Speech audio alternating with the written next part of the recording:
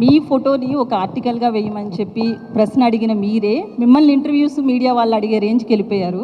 Interviews కూడా ఇవ్వలేనంత ఖాళీ కూడా మీకు ఉండట్లేదు. అయితే ఈ రేంజ్కి వస్తానని, ఒక ఫ్యాన్ ఫాలోయింగ్తో ఒక కింగ్డమ్ని మీకు మీరే అరేంజ్ చేసుకుంటారని, ఈ స్థాయికి వస్తానని మీరు అనుకున్నారా స్టార్టింగ్ డేస్లో?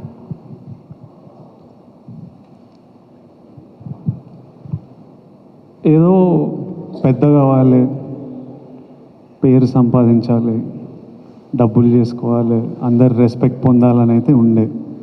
అది ఎలా ఉంటుందో నాకు తెలియదు. జస్ట్ పెద్ద కావాలరా, పేరు సంపాదించాలి, డబ్బులు సంపాదించాలి, ఇదైతే ఫిక్స్ అయిపోయినా. అది ఇలా ఉంటుంది. ఇది జర్నీలో మనం we find out as we go. Every film opens new opportunities, every day is new.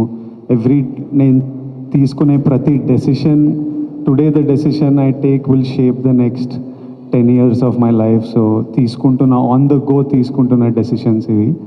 But the goal సినిమాలు చేయాలని ఇష్టం, హ్యాపీగా ఉండాలని ఇష్టం, చేస్తున్నది.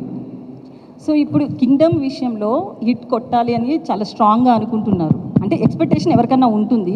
బట్ మొన్న సినిమా చూసిన హరిహర వీరమల్లు సినిమాకి వచ్చినా కూడా డిప్యూటీ సీఎం రేంజ్లో ఉన్నప్పటికీ కూడా పవన్ కళ్యాణ్ వచ్చి తన మూవీని తనే నిలబెట్టుకునే పరిస్థితి ఉంది. ప్రజెంట్ ఇండస్ట్రీలో అయితే ఎవరైనా సరే కలెక్షన్స్ రావాలనే చూస్తున్నారు, ఎందుకంటే నిర్మాతకు నష్టం లేకుండా.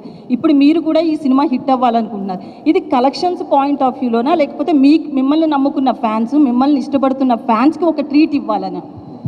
ఏ సినిమా అయినా డైరెక్టర్ కథ రాసినప్పటి నుంచి, యాక్టర్ ఒప్పుకున్నప్పటి నుంచి ఒకటే గోల్ ఉంటుంది, జనాలు ఎంజాయ్ చేయాలని.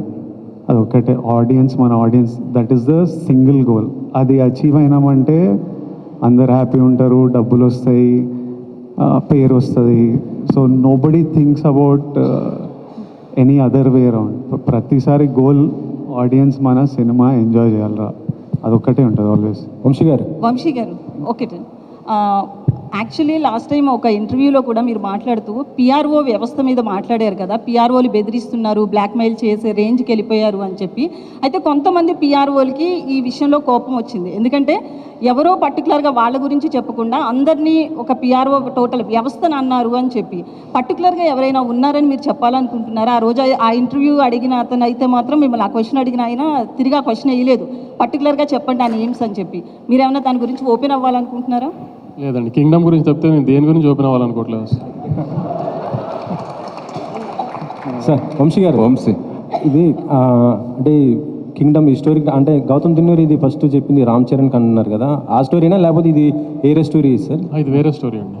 మొత్తం చరణ్ గారికి చెప్పింది ఈ కథ కాదు. సో ఒక 15 days అయితే మళ్ళీ మీరు ఇంకొక సినిమా రిలీజ్ చేయబోతున్నారు. ఈ బిజీ షెడ్యూల్లో అది ఆ ఈవెంట్ అయినా చేయబోతున్నారా వార్ 2 సంబంధించి? అది కూడా చాలా తక్కువ టైం ఉంది కదా. మండే తర్వాత వార్ గురించి మాట్లాడుకుందాం అండి. ఈ 4 రోజులు అయితే నేను కింగ్డమ్ అయితే ఉండదు. మండే తర్వాత వార్కి ఏం చేయాలి మండే తర్వాత మాట్లాడుకుందాం వార్ గురించి. విజయ్ని తీసుకోవడానికి కారణం ఏంటి సార్? అంటే గౌతమ్ దిన్నూర్ ఈ స్టోరీ విజయ్ కోసం చేశారా లేకపోతే ఇంకేరేదన్నా?